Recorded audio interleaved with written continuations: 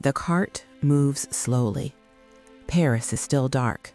December cold, the kind that bites through fabric, through skin, into bone. In the back of the tumbril, a woman sits with her hands bound. Her hair has been cut, not styled, not arranged, cut, so the blade will not hesitate. She is 50 years old, and she is screaming, not weeping, not praying, screaming, begging strangers, pleading with the crowd, fighting the inevitable with raw, animal terror. This is not how executions usually sound. Paris has watched hundreds die this way, ministers, generals, even a queen. They played their part, calm, composed, dignified. But this morning, something is wrong. She refuses the script, and the crowd does not know what to do with that. Her name at birth was Marie Jeanne Bécu. You may know her as Madame du Barry, the last official mistress of a French king, the woman who slept in rooms draped in gold at the Palace of Versailles, who wore diamonds worth the annual income of a small province, who toppled the most powerful minister in France with a whisper in the right ear at the right moment. She was also the illegitimate daughter of a seamstress from a town most people have never heard of. By the winter of 1793, she had already left France multiple times, safely, with money, with somewhere to go. She kept coming back. Why? Quickly, tell me where you're watching from. I love seeing how far these stories travel. Now, to understand her fate, we have to start long before Versailles. The town of Vaucouleurs sits in Lorraine, 300 kilometers east of Paris. Small, quiet, the kind of place history passes through. Joan of Arc left from here to see the Dauphin. That's its claim to fame. On August 19, 1443, a woman named Jeanne Bécu gives birth to a daughter. The father's name does not appear on any record. Some accounts whisper it was a local monk, Jean-Jacques Gomard, known as Frère Ange, a liaison between a seamstress and a friar, scandalous enough that small towns quietly never speak of it and never forget. The child is registered as illegitimate. In 18th century France, that single word decides your entire life. Property, marriage, guilds, position, all limited before you even speak. Her name is Marie Jeanne. She will shatter every ceiling they build for her. At 3, her mother moves to Paris with her under the patronage of a financier named Billiard du Monceau. He installs them in his household and places Jeanne in the convent of St. Ours on the city's edge. The nuns are strict. They are also unexpectedly excellent teachers. Jeanne learns to read, to write with a flowing, elegant hand, to move through a room with composure, to speak in a register far above her birth. The nuns intend to produce a respectable servant. They produce something else entirely. At 15, she leaves the convent. Her mother has remarried. The household is tight. Jeanne moves from one job to the next. She apprentices with a hairdresser. He falls for her, then leaves for England, leaving trouble behind. She becomes a companion to a widow, but the widow's sons notice her too closely. She is sent away. Next, she works at a haberdashery on the Rue Neuve des Petits Champs, selling ribbons and lace.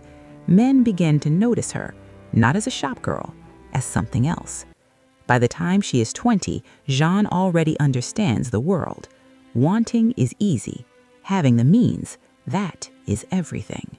Around 1763, Jeanne Bécu enters the orbit of a man named Jean-Baptiste du Barry. Gascon by birth, gambler by inclination, a man who runs card parties and maintains what a later era would call a stable of women. Beautiful women, introduced carefully into the company of wealthy men in establishments where appetite and opportunity were both well catered to. He looks at Jeanne Bécu and sees potential, real potential, not the ordinary kind. He renames her, gives her the professional name Mademoiselle Lange, dresses her in silks he can barely afford, teaches her or has her taught the specific vocabulary of aristocratic conversation, how to enter a room, how to leave one, how to seem at ease in company that would normally require a title.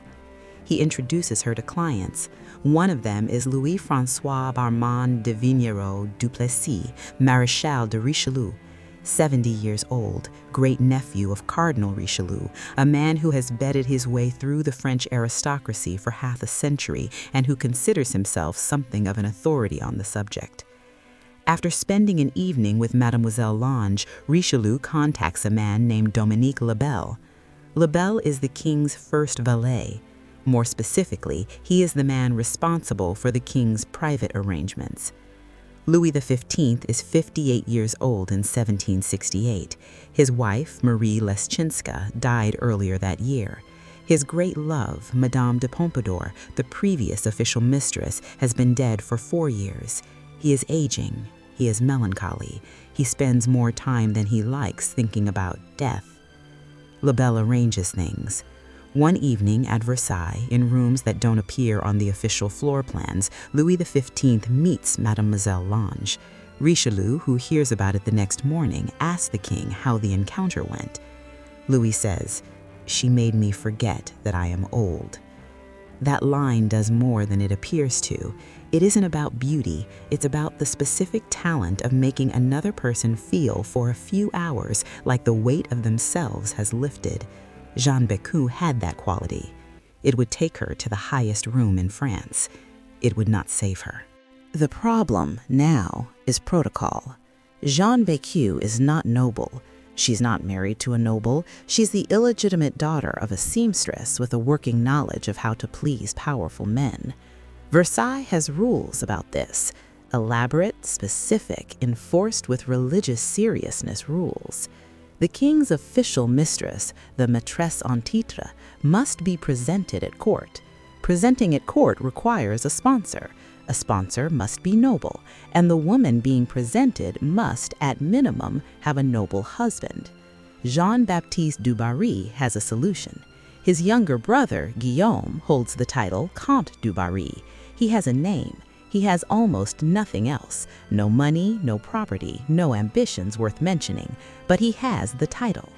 On the 1st of September 1768, Jeanne Bécu marries Comte Guillaume du Barry in a ceremony in Paris.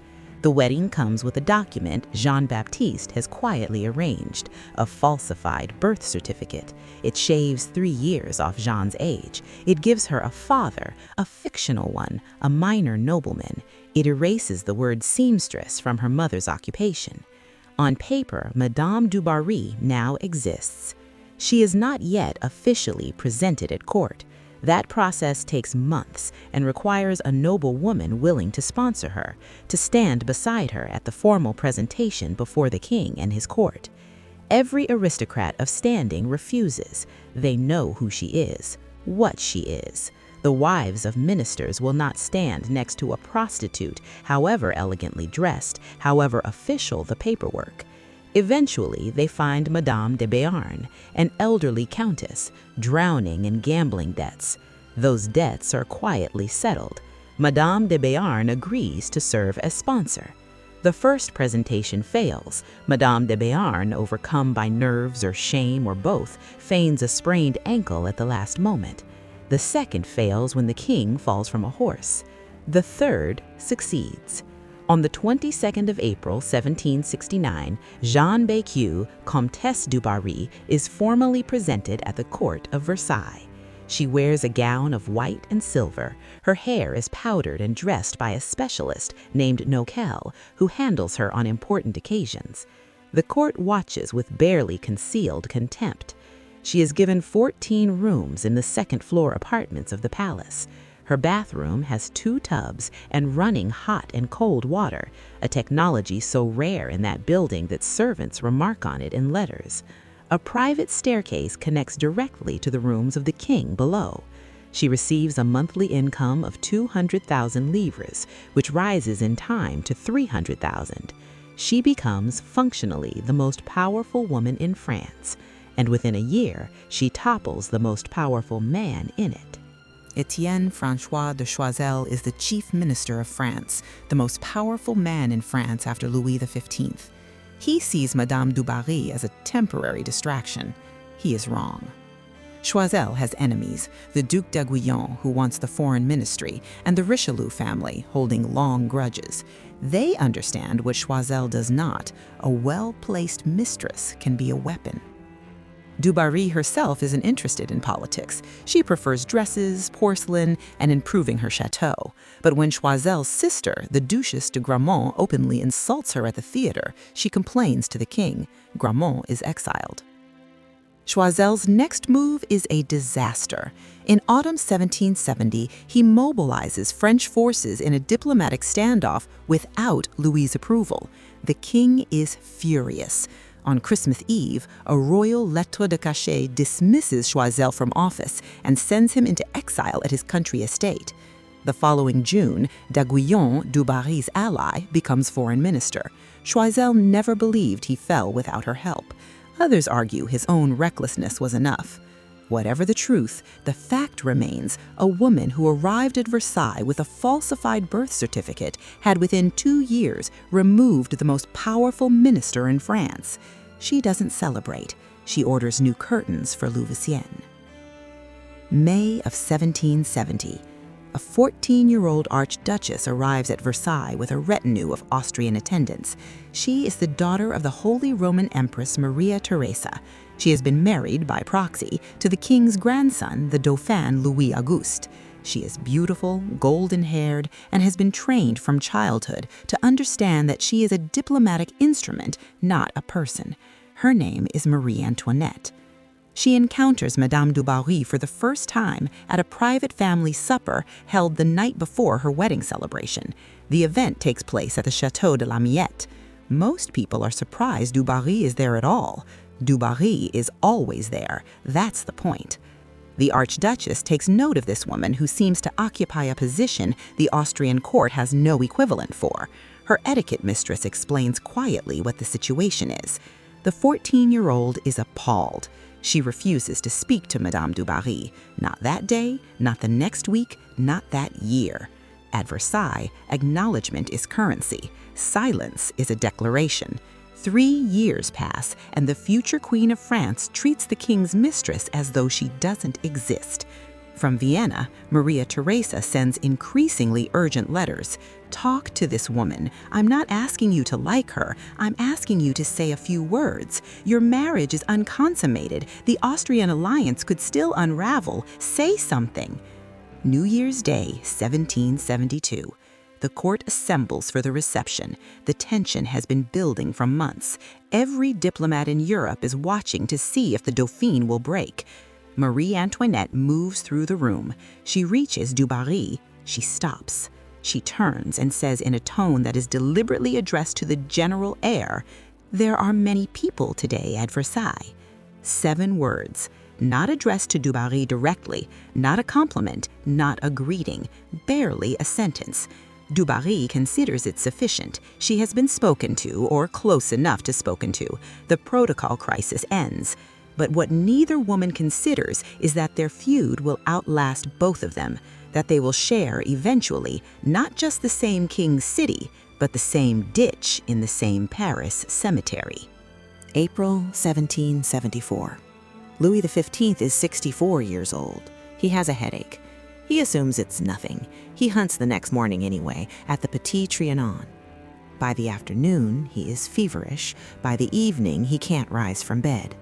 The doctors are summoned. They examine him. They say nothing publicly for several days. It is smallpox. For 2 weeks, the palace holds its breath.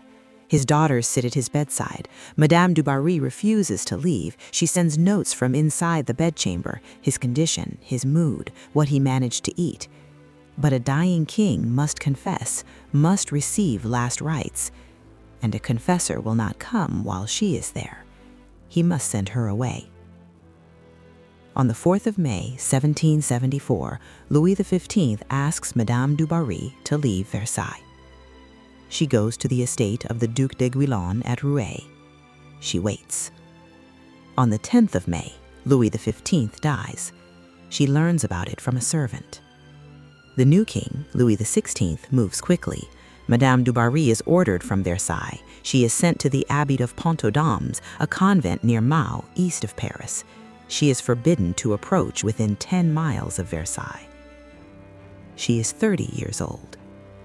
She has been the official mistress for less than 5 years. She goes to the abbey. The nuns receive her with cold formality. They know what she is. They have read the pamphlets. But something shifts in the months that follow. Madame du Barry is kind, practically, quietly, without performance. She works alongside the nuns with the sick. She pays for repairs. She asks nothing in return. The abbess writes to a friend that the Comtesse du Barry is not at all what she expected. In April of the following year, she's allowed to leave. The Château of Louveciennes sits on a hill above the Seine, 8 kilometers from Versailles. Louis XV gave it to her in July of 1769, and she has had it refurbished with the help of the neoclassical architect Claude Nicolas Ledoux. She builds a pavilion in the grounds, an entertainment hall that becomes one of the finest examples of early neoclassical architecture in France. She commissions a painting from Jean-Honoré Fragonard depicting her as the personification of love triumphant. She hangs it in the pavilion. Later, she has it taken down and replaces it with something simpler. She never explains why. The painter Elizabeth Vigée Lebrun visits in the early 1780s to paint her portrait. She arrives to find du Barry in a fury over a housekeeper who failed to send provisions to a pregnant woman in the village. Du Barry has assembled the bundle herself, soup, wine, clean cloth, and is waiting impatiently for someone to take it. When Lebrun leaves at the end of the day's sitting, she writes in her memoir that she cannot reconcile the woman in the chair with the creature described in the pamphlets. Voltaire corresponds with her from his exile in Switzerland.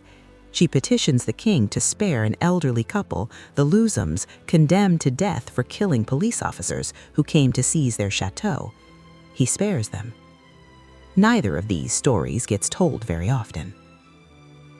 She falls in love, first with an Englishman named Henry Seymour, who ends it by returning a portrait she'd given him with 2 words written on the back in English: "Leave me alone." Then, in 1780, she meets Louis Hercule Timoleon de Cossé-Brissac, the Duke of Brissac.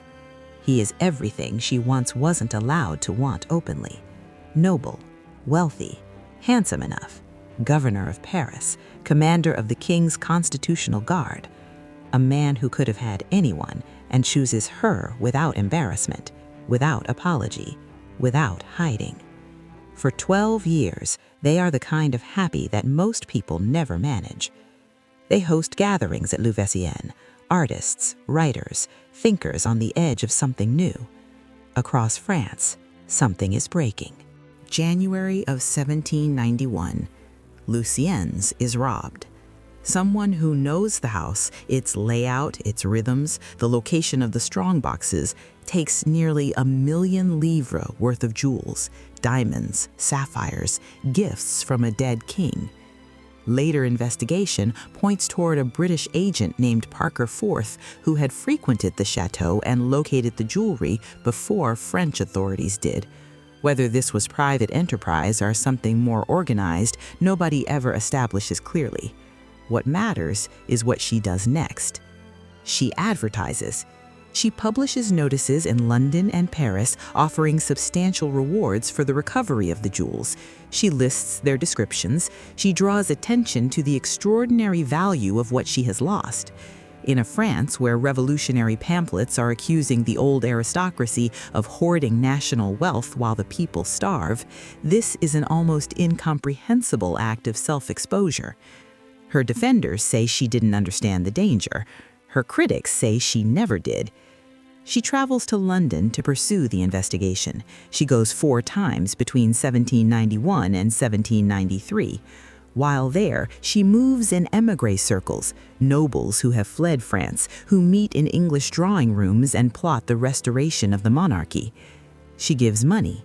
To the Archbishop of Rouen, 200,000 livres for émigré priests. To Louis, Duc de Rouen-Chabot, funds that will help support a royalist uprising against the convention. These are private acts, charitable impulses by her own understanding. In Paris, the Committee of Public Safety catalogs them as evidence of counter-revolutionary financing. Back at Lucien's, something quieter is happening. Her servant, Zamor. He was born in Chittagong in the Bengal region, present-day Bangladesh, around 1762. He was captured by slave traders at approximately 11 years old and trafficked to France, possibly by a British sea captain. He came to Madame du Barry as a gift from Louis XV sometime around 1773. He was dressed in an elaborate costume, a turban, exotic livery, and presented to the court as a fashionable novelty, a blackamoor page. It was a practice common enough in aristocratic households to be unremarkable at the time. Du Barry had him educated, baptized, taught to read and write. She treated him by the standards of her world well, but the standards of her world were not his world. He lived for 20 years as an ornament, displayed, costumed, shown off to guests who admired the exotic contrast of his dark skin against the pale opulence of Versailles. He brought her morning chocolate at 9 o'clock every day. He walked behind her carriage. He attended her at public functions. He was educated enough to understand exactly what he was. After the fall of the Bastille in 1789, Zamora begins making trips to Paris. He attends meetings. He reads pamphlets. He becomes an ally of an English radical named George Grieve, who has settled in the village of Lucien's and who has been quietly building a case against its most famous resident. In 1792, Du Barry discovers what Zamora has been doing. She questions him. The conversation must have been extraordinary. A woman who considered herself her protector, a man who had spent 20 years as her fashionable possession, both of them knowing in that moment exactly what the other understood. She gives him 3 days to leave. He leaves and goes directly to the Committee of Public Safety. He tells them everything. September of 1792. The Duke of Brissac has been arrested. He's been held in the prison at Orléans, awaiting transfer to Paris for trial on counter-revolutionary sympathy. His crime, essentially, is having commanded the King's Constitutional Guard before the Assembly dissolved it. A convoy of prisoner transports is organized to move him and others to the capital. It is stopped at Versailles. A mob surrounds the carriages. What follows is not execution. There is no scaffold, no process, no formal anything. What follows is a massacre. Prisoners dragged from the carriages, bodies hacked apart in the street. The Duke of Brissac is killed in the road. His head is cut off. That night, at Louveciennes, Madame du Barry hears noise outside the chateau. Voices, laughter that has something wrong with it. She goes to investigate. Through an open window, a blood-soaked cloth lands on the floor of her salon. Inside it is the head of Louis Hercule Timoleon de Cossé-Brissac, the man she had loved for 12 years. She faints. When she wakes, she is a different person than she was the night before. In October 1792, she travels to London for the 4th time. She has good reasons. She is still trying to recover the stolen jewels. She still has financial accounts to settle, and she is, understandably, in no condition to remain in a house where something like that happened. London receives her well. The émigré community welcomes her. She moves through drawing rooms where displaced French nobles sit and wait for the revolution to exhaust itself and end. She is warned several times by people who know what the Committee of Public Safety is capable of. Do not go back. She goes back. 1793, Louis XVI is executed in the Place de la Révolution. The man who had banished her, the woman whose wife had refused to speak to her, the grandson of the king who had loved her, gone. The inheritance Brissac left her requires her physical presence in France to claim, or perhaps it's something else entirely, something that can't be documented. Whatever the reason, in March 1793, she crosses the Channel. She goes home.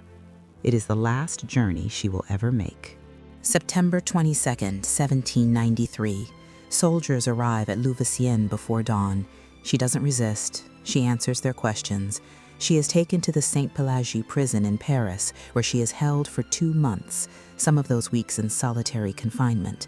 She writes letters to the authorities, composed, careful letters explaining her trips to London, her reasons for returning, the nature of her transactions.